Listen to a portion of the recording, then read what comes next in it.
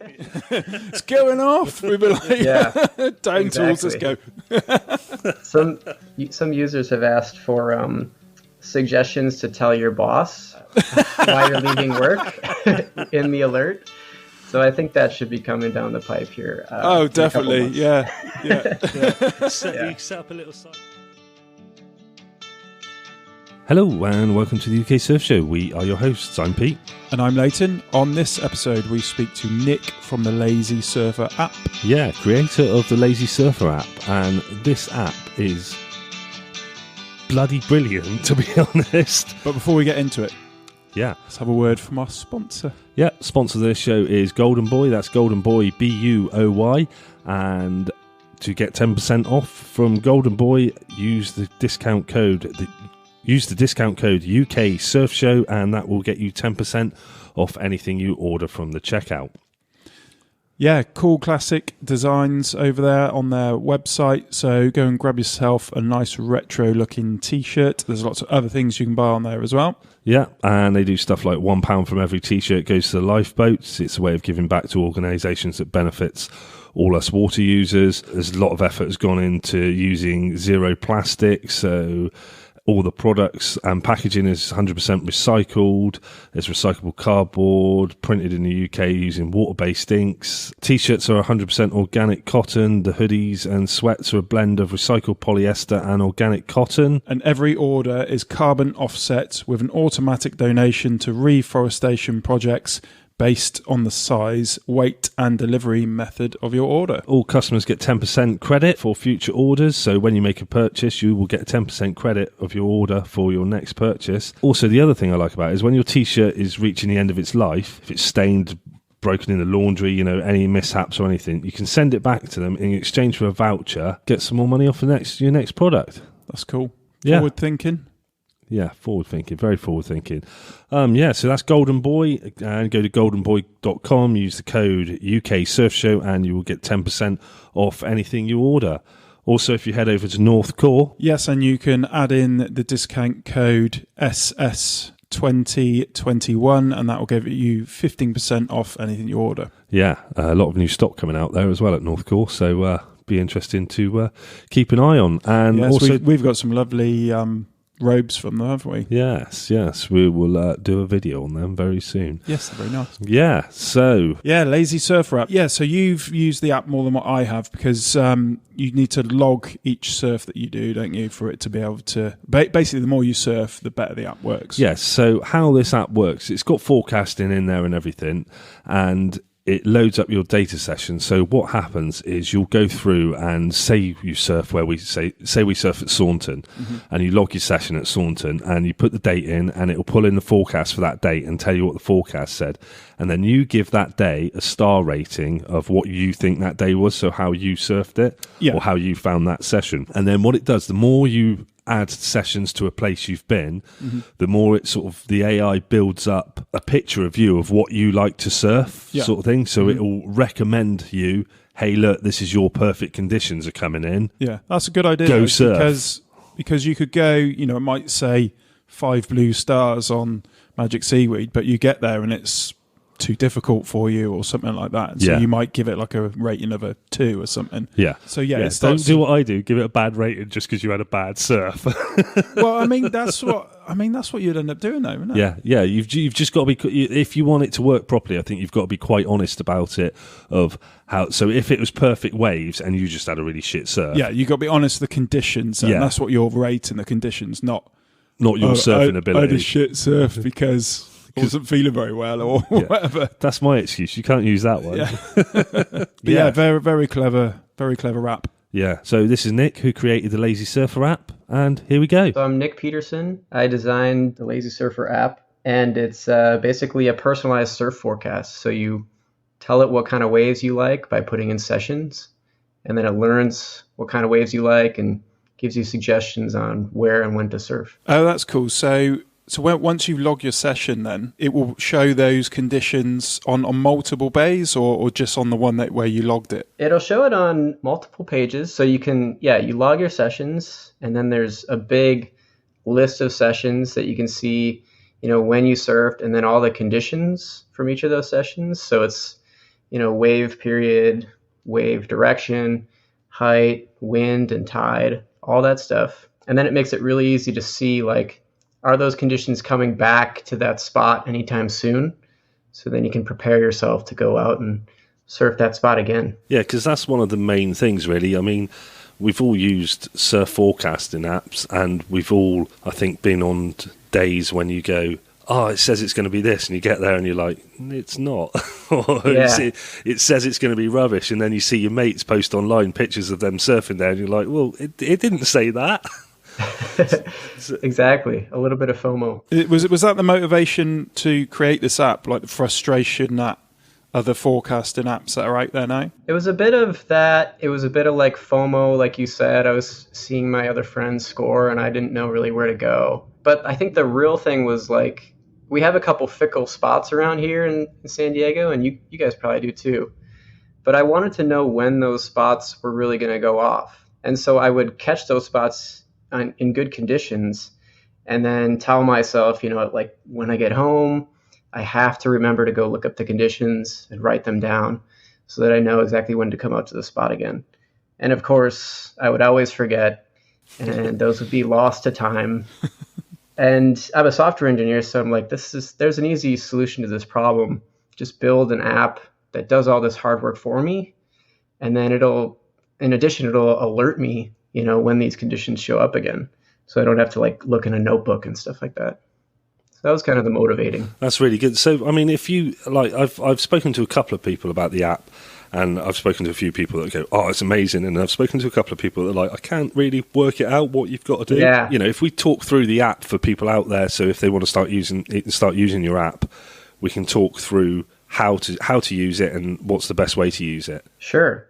Yeah, that's really good feedback, because I'm not a UI or a UX guy, so the way you use the app is a little bit confusing, and I'm trying to get some help on that dimension. But yeah, let me go through how I use it, and that'll hopefully help people out. So the most important thing is you need to put all your sessions in. So good, bad, whatever, any kind of session you have, doesn't matter.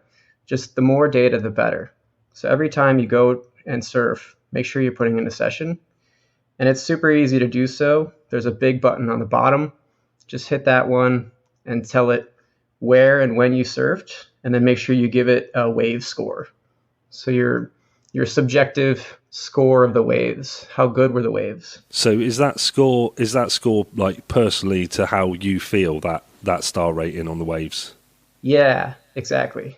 Okay. And that's what allows it to kind of learn what you like. Okay. So once you do that, your session will show up in the session list. And like I said before, it'll show the conditions of the save session, and it'll show the conditions of that spot right now. So it makes it really easy to compare and contrast. But what you also probably want to do is go to the now screen, which shows the conditions now, and it'll show the spot with the highest rating based on your tastes. So if you just want to, if the question is like, I want to go surfing right now, where should I go?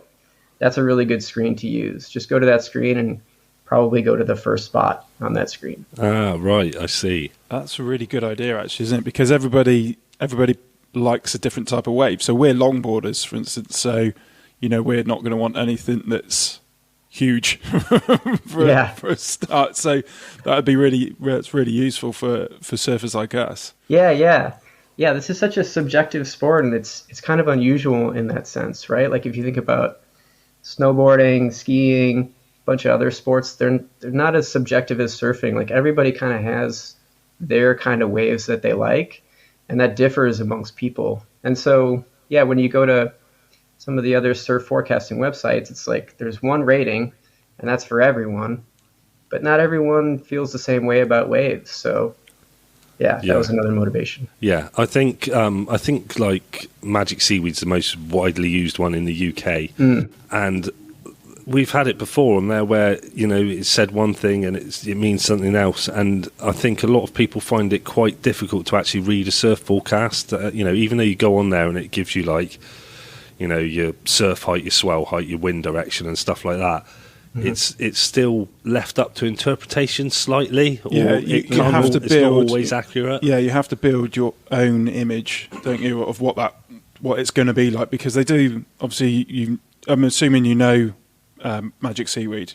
Mm-hmm. Yep. Yeah, and so they do the star rating, don't they? And that's always the bit that throws people off, I think. So when it comes to logging your sessions, like what do you think the most important information to get? So do you have to like log in the period and the swell height and the wind direction, or does your app do that for you based on the time that you went? Yeah, the app does all that for you. So it'll go find all the closest buoys to you and wind stations as well, and grab all that information and store it in its internal database. So you don't have to do any of that work. Oh, so that's perfect. So you literally just rate that day and it will save all that information for you. Yeah, exactly. Yeah. So, and you can also log a session up to 45 days, is it, after you've... Yeah. Yep. After you've been?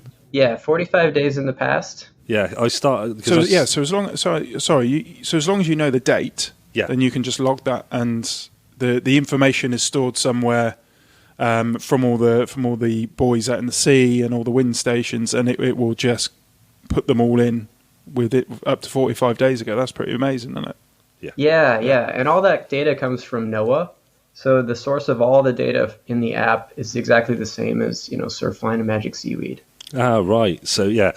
So how's breaking down like surf forecasts? How does that work into the app? What would people be looking for within the surf forecast? Can you explain how that sort of works, that side of it? Yeah. So what I'm trying to do with the app is kind of give you an abstraction on top of the forecast, because the forecast is so confusing. There's so many different things to look at.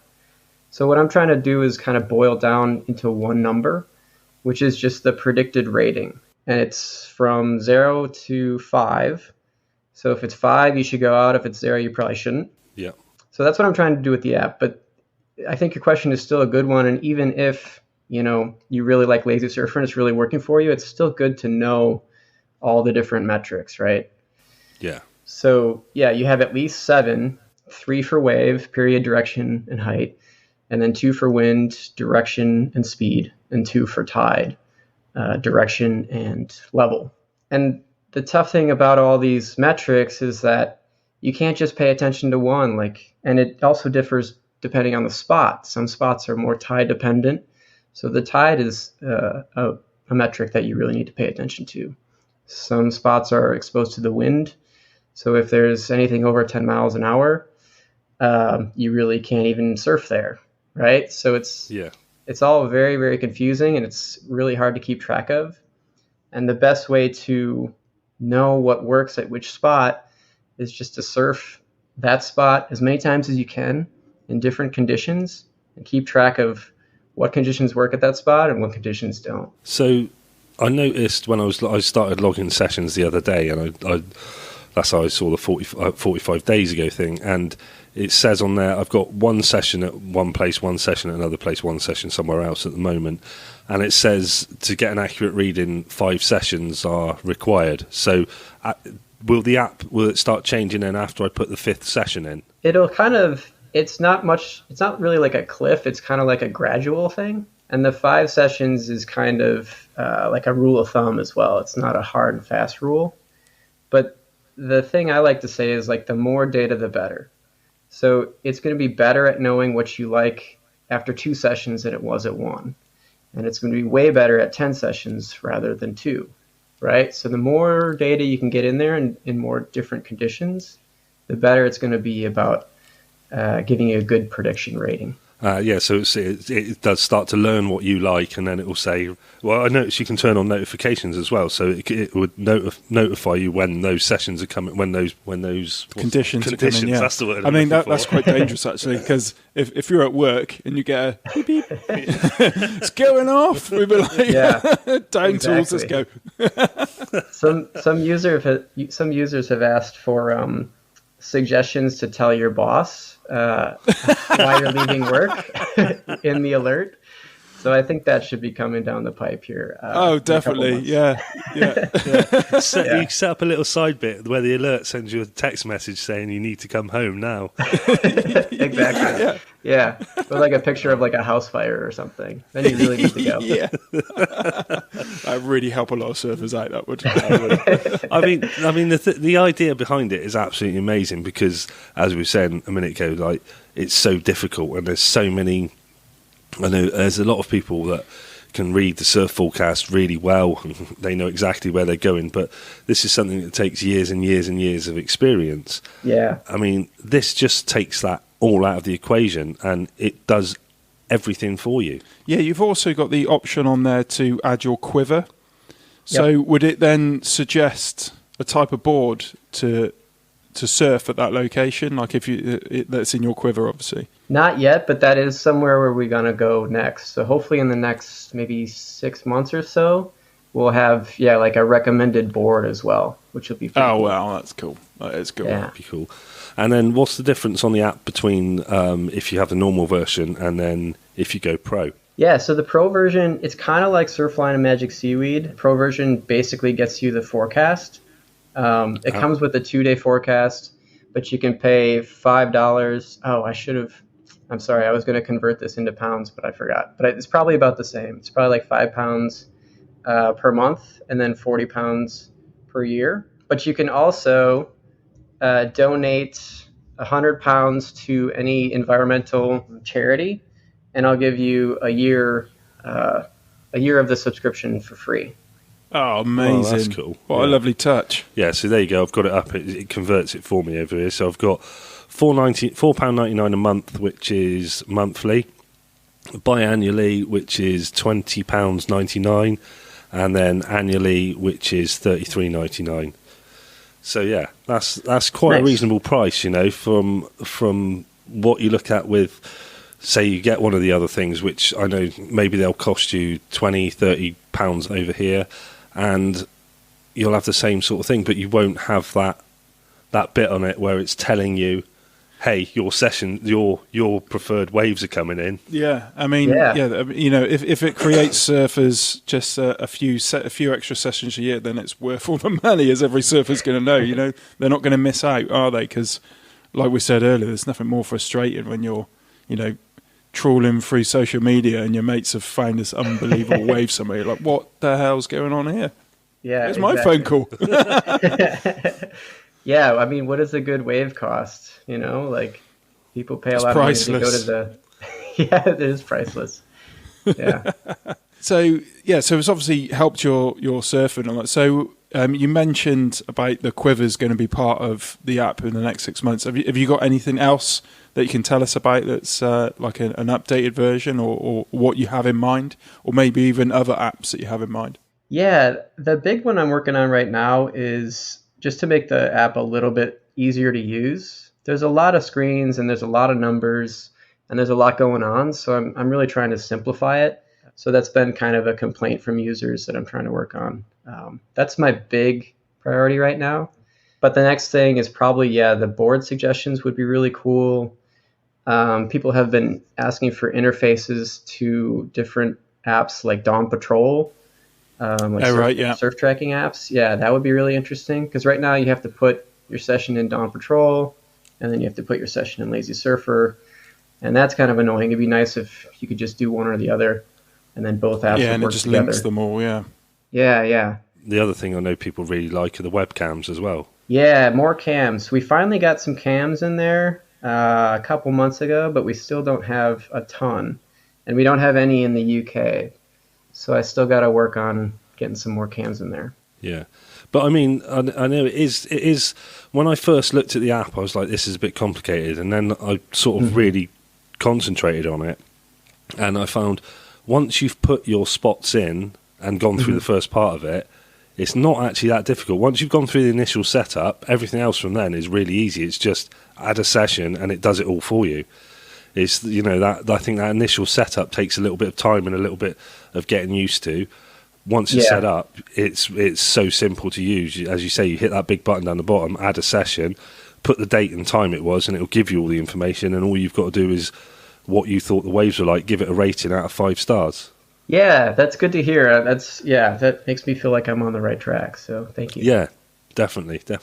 So what about your own surfing? When did you start surfing, and how did the path lead you to creating a Lazy Surfer app? Or are you actually the lazy surfer? I might be the laziest surfer.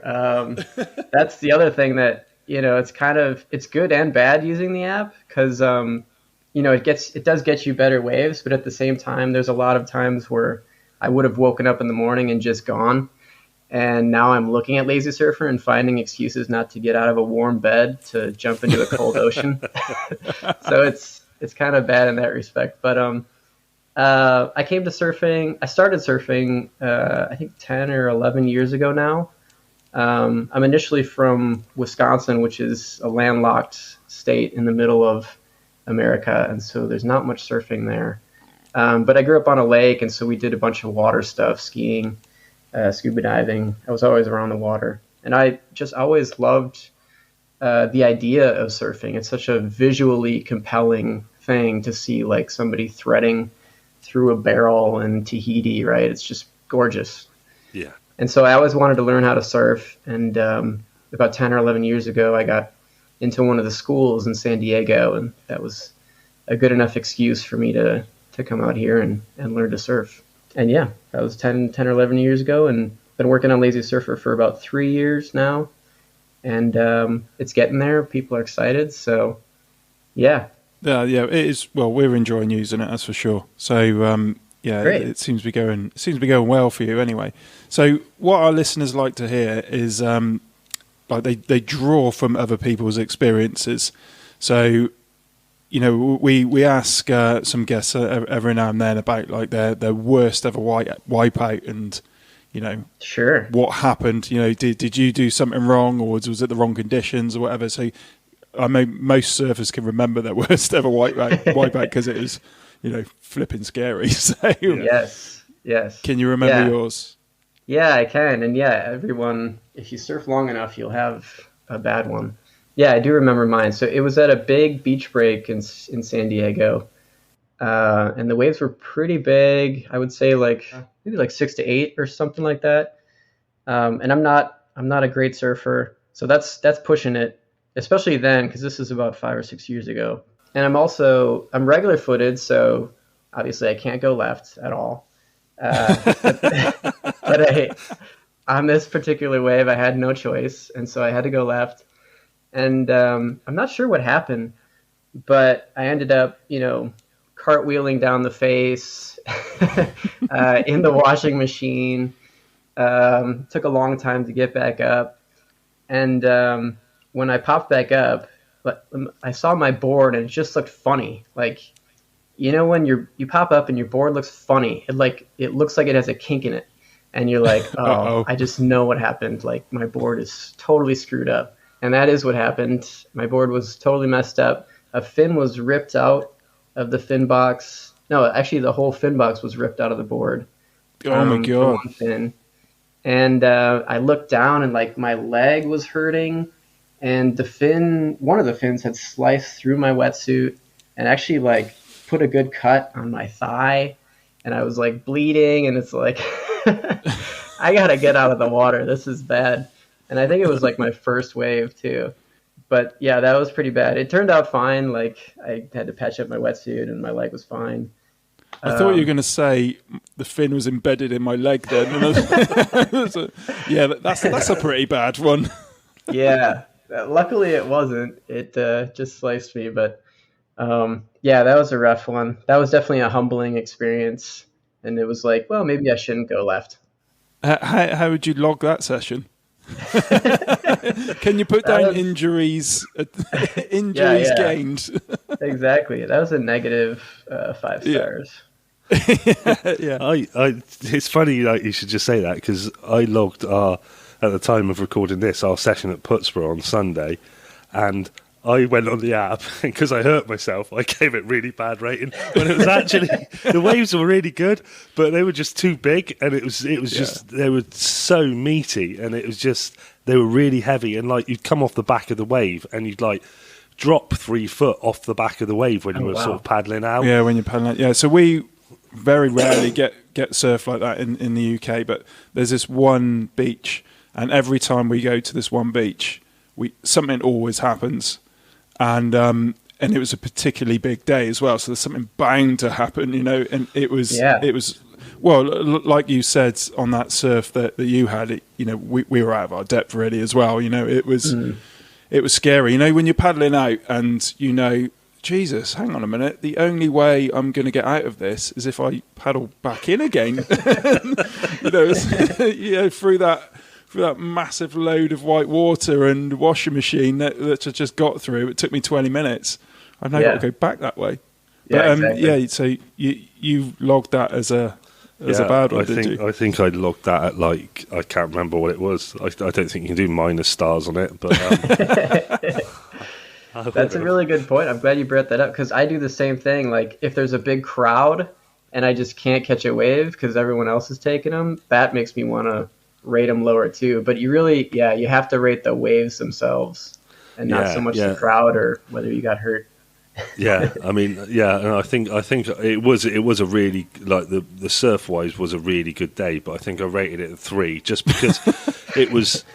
It was a hard paddle out. It was a hard paddle out, and it was too big for us with longboards. Really, I mean, it was just ridiculous. So when we get better, that could be a 5-star.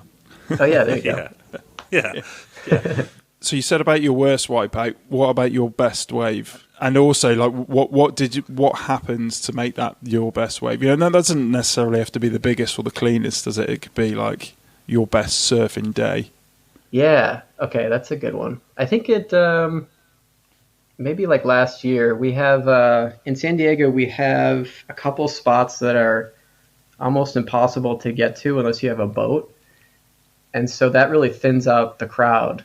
And I was lucky enough to have a buddy who has a little dinghy, so we went out probably a year ago now on a fairly big north swell to one of these spots, and it was just us and maybe 2 other people, which is unheard of in Southern California on a good wave. And it was like rediscovering surfing. It was like I had been surfing like kind of crappy beach breaks for 5 years straight. And because I hate crowds, I won't go to a good wave that has a lot of crowd on it. I'll go to a crappy peak down the beach and surf it by myself. So I hadn't had many good waves, especially long waves, in a long time. And we got out there, and these are like 2 football field long waves. Wow. So like maybe 200 meters or so. And your legs are just, it was the dream. My legs are burning, and I'm like actually doing turns on these things. And it's like, oh, this is what surfing is. Like this is what I'm meant to be doing, yeah, exactly. Like this is why people like this sport. Like it was just such a great reminder of how amazing surfing can be. And the waves they weren't even overhead or anything crazy. It was they were like 3 to 5, but super fun. Just really like just engaging waves, peeling relatively slowly so you could do some turns. It wouldn't outrun you. No big sections or anything like that. It was just amazing. Just those sessions just keep me coming back, Yeah, I think everyone has that point where they either call themselves a surfer or they think they're a surfer, and then they have that point where they have that day like you just described. And I mean, we had a day similar that we've talked about before, and it's at that point that everything clicks into place, and you're like, this is what it's all about. But the downside of that is you are constantly chasing that day again, aren't you? Yes. Hey, yes, you are. But now you'll be able to find it with the Lazy Surfer app. Exactly. Look at that. That was exactly. An hour and a half. Such a good segue. I should pay you to do my ads. I tell you what. So on Instagram, I've been following you guys on Instagram, and there's a young guy that does some of your little videos that are promoting it. Yeah. Who's that guy? That's Alex. He is funny as hell. He really is. Yeah, he's a marketing genius. And I have some really bad news. He actually isn't working with us anymore. He got a much better job in a marketing agency, and he's got some really good people working with him, and yeah, we're just super excited for him. But totally bummed. Oh, that's well, yeah. Yeah, well, obviously it's bad for you guys, but it's nice to hear that you're kind of like wishing him well. Yeah. But when I was going through some of your videos, this guy's hilarious. Yeah, he's so good. He's really good at marketing. So on your surf sessions, then, what's your normal preferred board? Or have you just got a huge quiver? No, I live with my girlfriend in a tiny 1-bedroom apartment, and so I'm only allowed to have 4 boards. Even though I have 5, so I'm already over quota. But right now I have my favorite board I have right now is a 5.6 Retrofish. It's oh, nice. Yeah, it's super fun. It's really thick. It's easy to get into waves, and it turns really nice. And that's a really good one. And then, of course, I hopped on the mid-length craze with everybody else and got I think it's like a 7.6 Roy Sanchez, he's a surfer down here in San Diego. That's also really fun. But I do want a longboard. So if it sounds like you guys are longboards, let me know what you guys like, and maybe I'll try to pick one up. We both ride a 9.6 longboard because that seems to be our sort of perfect length, doesn't it? Yeah, and they were custom made as well. We're lucky to have them custom made by a really talented shaper in this country called Dom from Origin Surf Co. Australian guy that's moved over to the UK, and they're just phenomenal. I think if you get on the right equipment, not that I think that everybody should be, going out and spending loads of money as soon as they get into surfing, but if you do get on the right equipment, it can just improve your surfing so much faster, and which then increases the joy. It's or you get that joy quicker. Yes. Because since having the board, I've also got like a decent fin for it, which before I didn't even really think it'd make much of a difference, but it makes such a huge difference. Like the board is kind of, I've said before, like it starts to behave when you've got the right fin on it, and those things in combination have just improved my surfing no end. Feels like you're actually in control. Yeah, it feels like I know what I'm doing a little bit. Yeah. Nice. Did you have a fin that was too small on it before, or too big? I think. Well, I think it was the material actually. We did an episode with Dom from Origin Surf Company called Anatomy of a Surfboard, and he went through about the rails and the rocker and things like that, and he briefly touched on fins, and he said the best thing that you can do is have the right material. So don't have a plastic fin. You want to have an epoxy resin fin, basically, is the best one that you could have. And so we did that. And it was just, it was totally right. It's phenomenal. Nice. All right, I'm downloading that episode right now. I didn't get to that one yet. Yeah, it makes a massive difference. And then, we were lucky enough that another guy we spoke to, the Log Fin Co. over here, who does, longboard fins, and he sent us some fins to try out, and the ones he sent us are absolutely... Yeah, they're brilliant. That was it. They're spot on and never changing. No, there's like a few different types. So you can have a nose rider fin, an all-rounder, which is what we've got, or a flexi fin, which apparently not that we're good enough surfers to be able to use a flexi fin by the sounds of it, but when you lean into a turn, it's almost like it charges up the power, and when that fin then releases, it will shoot you forward. That's the idea behind it. Oh, cool. Yeah, no, that's way beyond us. Yeah. You struggle surfing going in a straight line. I'll take the straight line fin. Yeah. So, what do you think you would change if you went back to the start of starting up Lazy Surfer app? What would you go back and what would you do different? Yeah, that's a good question. Well, this is probably something that happens to most people who, build something, but I built it for myself.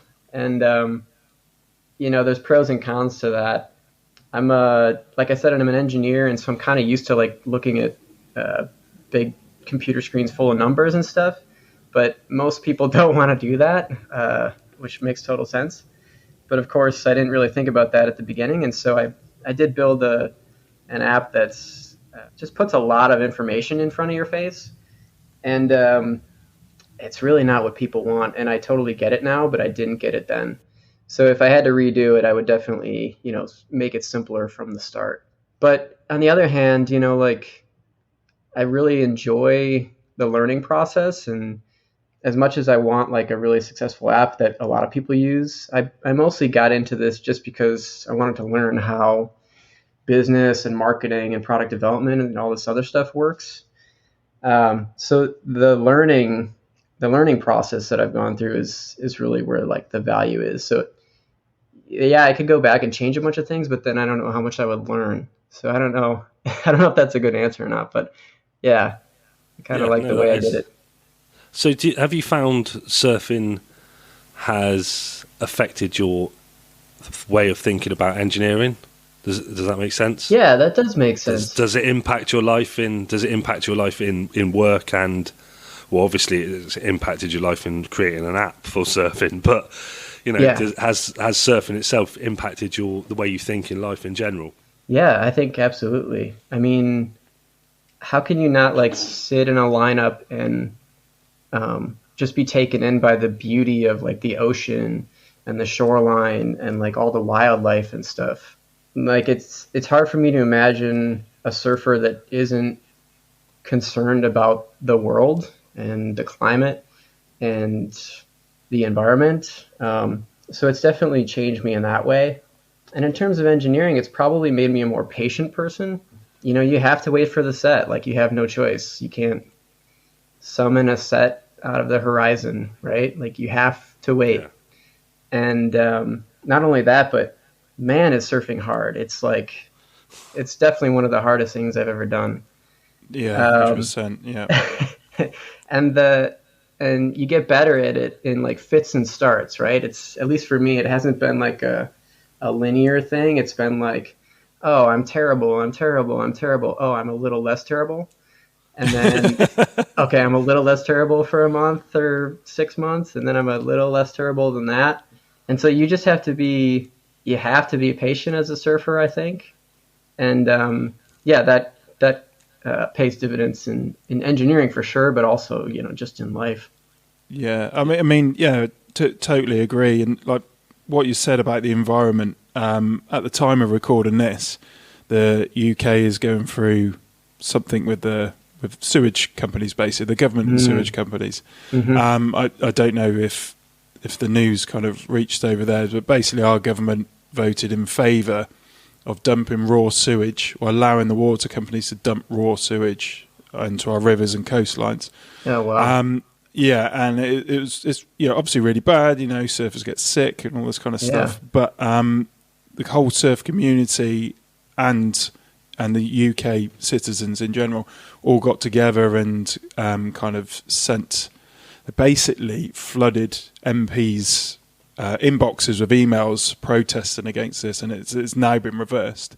Oh, nice. So like you said about the environment, it hit surfers really hard, that news, and they did something about it because they are connected to the ocean, aren't we? And when it's being attacked like that, you do something about it. So I think that's how surfing has impacted us as well, and in the same way, I think every surfer would say the same thing. It's the environment. Yeah. You don't want to be surfing in turds, do you, basically? It would be nice, wouldn't it? Yeah. No, you definitely don't want to be surfing in turds.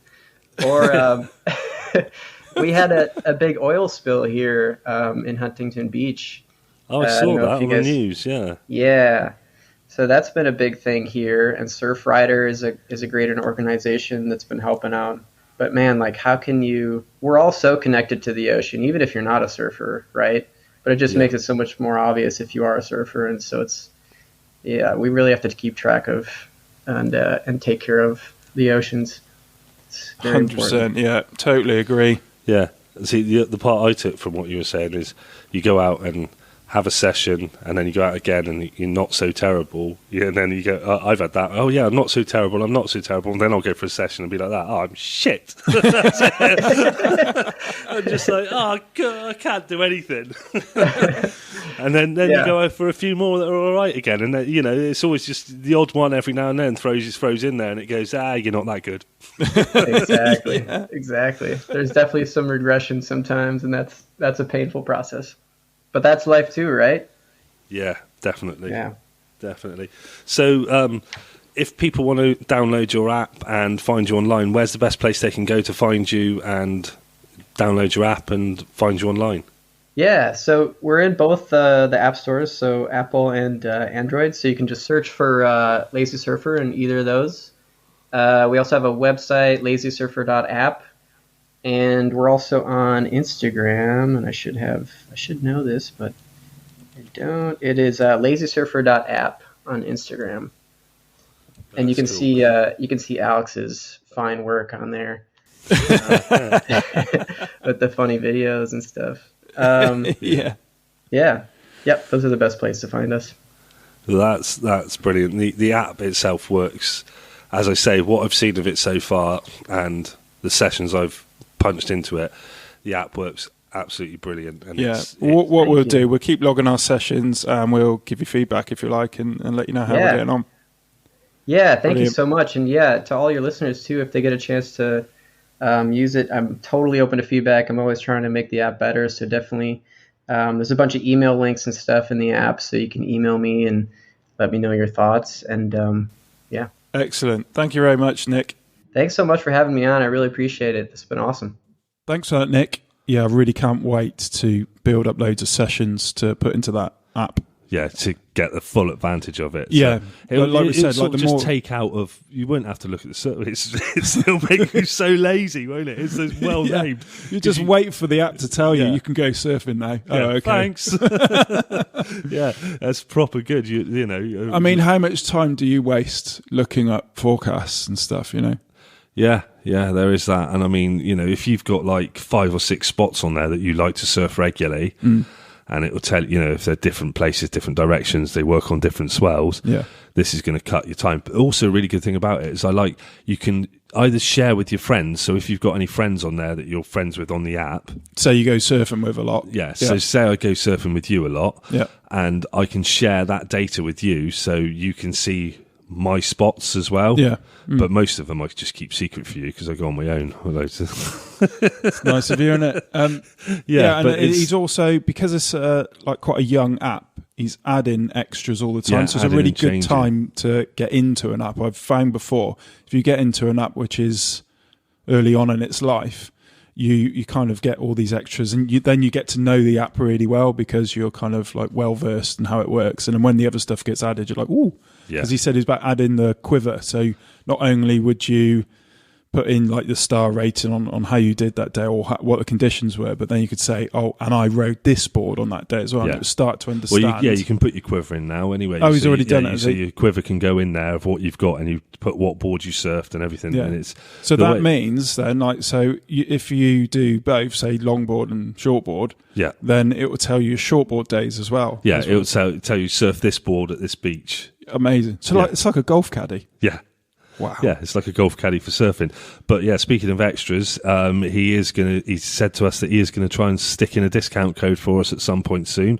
So that will be on our Buy Me a Coffee membership. So if you go to our website and go to the tab that is Support the Show, and then click Buy Me a Coffee, and that will send you over to Buy Me a Coffee, and it says Support the Show or Membership. If you click on Membership, there are 4 tiers you can choose from there. Yes, tier 1 is Support the Show, and that will also get you some exclusive discount codes. These discount codes will be changing constantly. The reason why we wanted to do this is because we have so many, we don't want to read them out on every single podcast. Yeah, and that first tier will cost you £1 a year. It says £1 a month on there. If you click join, there's an option to click it to year, and that will cost you £1 for the year. That will just stop the bots going on there and distributing those codes all across the internet. Then you've got £2 a month or £20 for the entire year, and for that you'll support the show on a monthly basis. You'll unlock exclusive posts and messages from us, and you will also get access to those discount codes as well. Yep, the next tier is the silver tier. That's £3 a month or £30 for the year. And for that, you will support the show on a monthly basis. You will unlock the exclusive posts and messages. You will also get access to those discount codes and also access to the full library of the posts and messages that we have Posted, yeah. Yeah. And then the final tier is the gold membership. That's £5 a month or £50 for the year. And for that, you will support us on a monthly basis.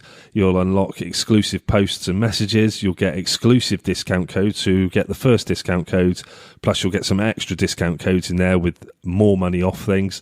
You'll get access to our full back library. You'll get behind the scenes footage and photos and posts from us. You'll get work in progress updates like what we've got coming up on the show and what's going on, you know, what guests we've got coming up. So, you know, there's an option there in there. We could also ask if there's any questions you'd like us to ask the guests in there. And there's also free and discounted extras in there. Or you can go to support the show on our website again. If you're going to book a session at the Wave, you can support the show that way by booking through us. And that will give us a bit of a kickback to help the running costs of the show. Won't cost you any extra, but we just get a percentage of your booking fee. There's also loads of other affiliates on there that you can use. Everything on that support the show page, anything you buy through any of those, we're affiliated with them, which means we will get paid if you buy any of their products. There's things like holiday cottages, holidays in Cornwall and Devon, massage guns and foam rollers. There's Pop-Up Pro. There's a whole host of things on there. So yeah, if you would like to support the show in any way, that's the way you can do it. Head over to our website, www. I don't know if you say that anymore, but it's the uksurfshow.co.uk. Do you still say www? Because you just type it in nowadays, don't you? They don't even do that anymore. I don't know. No, you used to have to www. No, when the internet first came out, which we can remember, you used to have to put in HTTP as well. Yeah, it was. I think you just type the name in now. Yeah, just type in the UK Surf Show and our website comes up anyway. Yeah, it's there. Go there. It's easier. Anyway. Yeah, if you wanted to support the show, do that. If you didn't, it's still going to be free, so it doesn't really matter. If you don't want to support the show, don't do it and just carry on listening. But if you don't want to support the show, you could always go to iTunes and just leave us a review on iTunes. And if you can't be bothered to do that, just hit subscribe to us on YouTube next time you're on there. Yeah, that'd be nice. Yeah. So I think that's it for today's show. That's everything we've got to talk about. Cheers. Thank you. Bye.